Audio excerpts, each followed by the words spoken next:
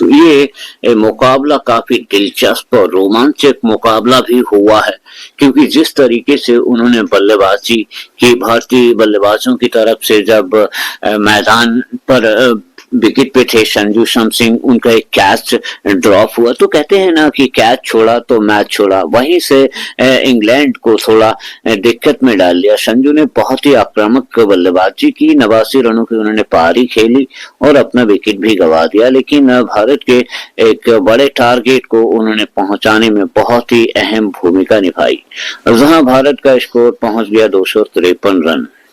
लेकिन जब इंग्लैंड के बल्लेबाज मैदान पर उतरे, शुरुआती ओवर्स में उन्हें लगातार झटके लगे और इस तरीके से पावर प्ले के दौरान उन्होंने 3 विकेट खो दी। लेकिन रन रेट पर बिल्कुल फर्क दिखाई नहीं दे रहा था, क्योंकि रन रेट लगातार बराबर चल रहा था, जितना उससे उन्हें चाहिए था उससे कहीं बेहतर चल रहा था। तो यहाँ पर एक समय ऐसा लग रहा था कि मैच का अंदाजा लगाना मुश्किल था। मैच कभी ऐसा नहीं हुआ कि किसी एक देश के पक्ष में रहा हो।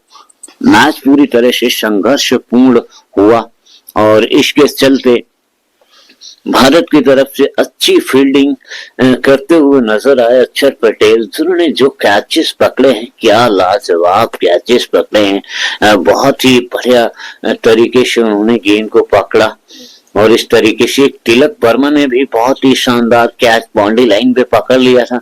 तो इस तरीके से अब भी भारत को यहाँ पर मुश्किल का सामना करना था, जहां भारत अपनी गेंदों को बचाने के फिराक में दिख रहा था।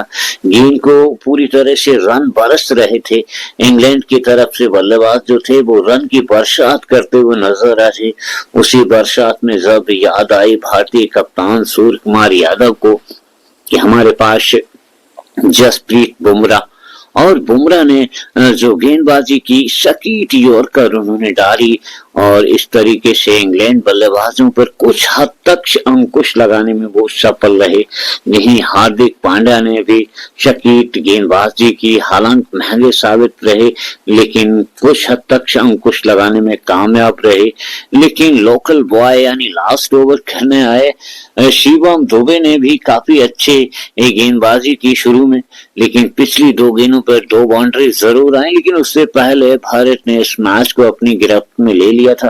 तो इस तरीके से दूसरे सेमीफाइनल मुकाबले में काफी फाइट देखने को मिली और हमारे स्टेडियम में काफी दिग्गज खिलाड़ी मौजूद रहे, जैसे कि MS धोनी भी वहां मौजूद थे, रोहित शर्मा कप्तान, भूतपूर्व कप्तान, वो भी वहां मौजूद थे। तो कई ऐसी दिग्गज हस्तियां वहां मौजूद थी और वहीं पूर्व अंतर्राष्ट्रीय क्रिकेटर राहुल द्रविड़ की भी एक झलक हमें दिखाई दी थी। तो इन सभी के बीच में भारत ने इस मुकाबले को 7 रन से जीत लिया है और फाइनल मुकाबला न्यूजीलैंड के खिलाफ नरेंद्र मोदी स्टेडियम में खेला जाएगा। और देखने वाली बात यह है कि वहां भारत का परफॉर्मेंस किस तरीका का रहने वाला है और कितने दिग्गज प्लेयर वहां पर पहुंचते हैं। ये सपोर्ट की जरूरत है। अच्छे खिलाड़ियों का जो अनुभव है, जो एक्सपीरियंस है, वो भारतीय टीम को जरूर पहुंचाएं, क्योंकि भारत एक्सपीरियंस और उनकी समझदारी से ही मैच को जीत सकता है।